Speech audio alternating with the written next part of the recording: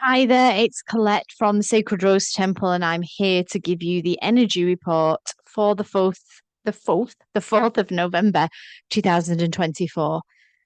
Well, it felt like everything settled a little bit, didn't it? We had a little respite from our own head and our whole own mind and our own emotions and feelings. But that has soon picked up gusto again. And we are really feeling that the planetary alignment of Mars and Pluto is definitely playing us all to address our own personal transformation on, a very personal level, like what are we doing in our lives and what needs to go or be changed. And also on a collective level, we see all over the world the weather systems, political systems are all up for change at the moment, and the transformation through action of change is coming, whether we like it or not. And anything that we see as, you know, outside of ourselves is an illusion because everything is an internal projection outwards into our collective unconscious of the systems that, drive us and make us are made from the internal self and the places that we haven't healed and the shadows we're unaware of. The good things come from the great places in us all. So we're always playing with this battle of the collective unconscious and recognizing that what forms outside of us is indeed inside of us too. And that has always been where I come back to, where I say about being part of the work and being part of the change that's needed on this planet. Pluto itself is about the soul's evolution, and it's about the soul's evolution through relationship. And that is a general rule, isn't it? We are evolving as humans only through relationship with ourselves and with others. And the test and the litmus paper of whether we are evolving is how we do relate with others. What are our relationships like? And particularly under this cosmological energy, relationships with us is still a massive focus this week. It really is about looking at the external relationships and feeling what they are showing you about you, not being focused on the other at all. Like the other is the other, and they've got their own homework to do on their souls. But your relation with the other is trying to point you to many things. It's trying to show you that whatever comes into your life is an energetic connection, is a magnet. And particularly those we know that we don't like, the ones that we would like to call out their shadow, they're being this, they're being that, is a direct messenger from the unconscious part of you that's trying to say, hey, you, I look like you inside, but you're not really seeing me. And it's really hard for people to accept, the Jungian psychological work I've been doing. I know it as a theory at the beginning, but trying to apply that internally to myself and admit that the things I didn't like about other people I held within myself, it's a shocker. It really is. When we're looking at people and thinking, well, they're lazy, we need to look at the laziness within. When we look at people and they're slow, where are you slow? What parts of your life are you slow in? When you look at people and they're apathetic, where's the apathy in you? When you look at people and they're narcissistic, where's the narcissism live in you? It is what is trying to be pointed out to you. And so many people don't get through that evolutionary threshold of understanding that energy is a magnet. It connects us to the people of our own vibration, of our own wounds, of our own healed places, as well as those who inspire us, that we hold inspiration. We hold the very things we love about people too. But it's about acknowledging it. Wherever we are pointing a finger, I always used to say wherever there's blame, there's shame, and it's a part of you that you're ashamed to own in yourself. So there's much work to do there, much work. And sharing this with you all, that that's the crux of my work. Over the many years, I've been obsessed, fanatical about shadow work. I think it's one of the most transformative processes. I think that many people in our collective never get to it. And, that's the student work that the after that comes the entwining of the masculine and the feminine and the animate and the animus. But you've got to pass through the hell's corridors of the shadow. And it's horrible, horrible, horrible. And it's ongoing. And it becomes easier as you begin to be more empathetic with yourself, as you begin to understand that you are human and you're not perfect and that you carry wounds and your childhood's deeply impacted the way you relate and behave and work with other people. And we can put a cold press on ourselves of empathy for behaviors that have been induced by trauma and woundings. And we can also apply that cold press to others. And I think when we get to the point where we're doing shadow work and we're empathetic with ourselves for those places we cringe about deeply inside, that we become empathetic and say, I'm like this because this happened. And we're able to apply that to other people and become more empathetic, still connecting with them, voicing from a space of truth and your own process.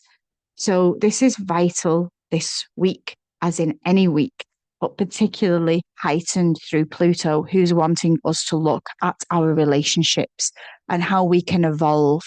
So if you've had a separation, if your relationship's on dodgy ground, don't run away from it. Stay and work it out. Work out what's going on with you. Stop blaming it on your partner. If you can take a good look at each other and communicate from that place, then you get to evolve. But if we run away, if we hide from those very parts of us, if we hide from the emotions, they will only ever come back because they want healing. And whatever's going on in your world right now is definitely up for healing. So we're going to feel that Pluto is pushing us in all relationships, friends, family, sons, daughters, lovers, exactly what needs to change in our own self, not in the other, that we need to work on.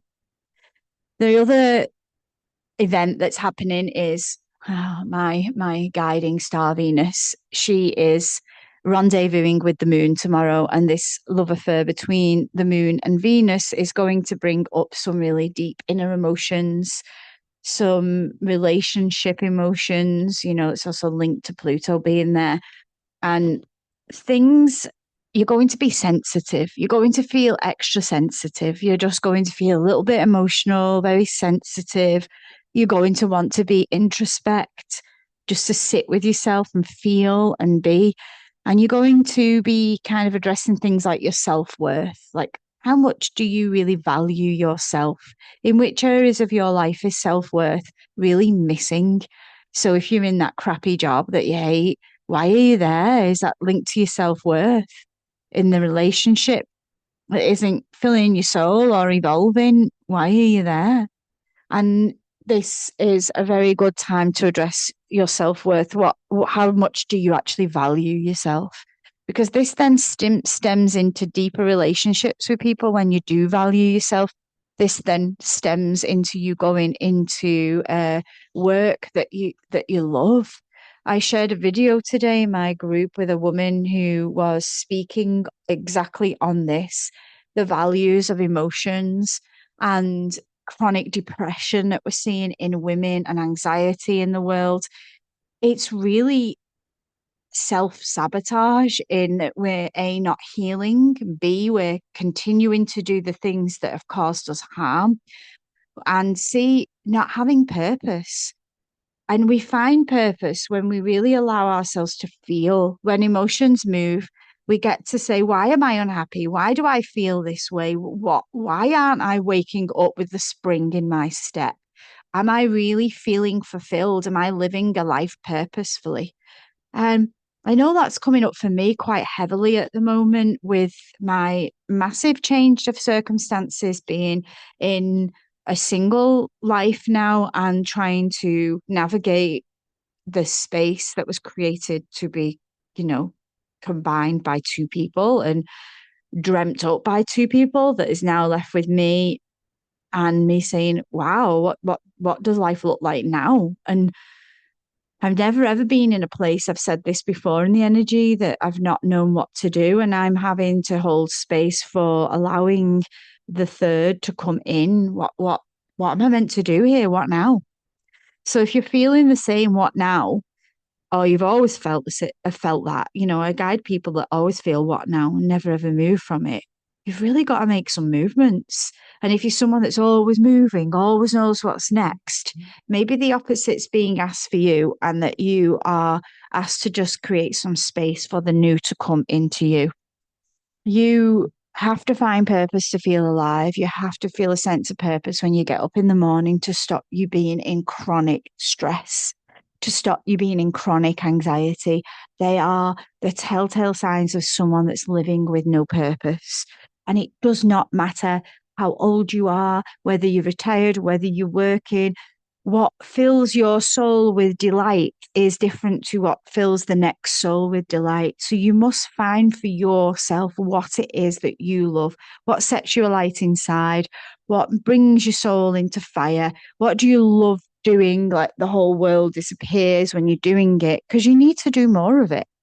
And so this is going to be showing itself tomorrow with Moon and Venus, just relational purpose, the growth in you, not repressing how you feel, not pretending everything's okay. Moon and the Venus rendezvous is very emotional, it's very transparent, it's very truthful, it's very open, it's based on an ancient dance and dating. So we're going to feel that. And that ancient dance and feeling has really been working in my psyche in relation to past life. And it's not somewhere I want to go past life. I've spent a lot of the early days in my woo-woo days of loving past life regression and making stories from past life that seemed to serve me at the time. But the truth is, past life is an accumulation into this life. Whatever was left undone, whatever happened, whatever the feelings were, are showing themselves only for one thing, in that so that you can change them now. I've had some pretty upsetting flashbacks in my, druid work, where I travel to the realms and visualizing a very sacred ceremony that me and the lover went through and being buried together. And it really shook me. I have not wanted to go back to the practice that I'm trying to master at the moment, because it's been so emotional for me. And I really feel that under the moon and Venus at the moment, it's come up to be healed in me. This inner connection, this soul connection that I refused to see as that before, is showing itself as that now. And what does that death and that marriage symbolically mean for me? What's going on in my own inner psyche in relation to the male and the female dynamic? So yeah, I've got stuff to work on, to ruminate on, to feel, to move, to evolve. And we all do. And that is exactly the energy report for this week. You have work to do. You have some rumination. You have some sitting with yourself. You have emotions to move, and you have time to sit and think, why am I here? What is my sole purpose? Knowing that the chaotic, tense, pushing energy is only trying to do that. And that's create transformation in you, so that we stop blaming it outside of ourselves and start making decisions in our lives that will ultimately change the face of our collective society. So, yes, your work is that important. I hope you all have a great week, and I look forward again to connecting to you all next week. Take care this week. Enjoy Venus and the moon dancing their little love dance together. Bye for now.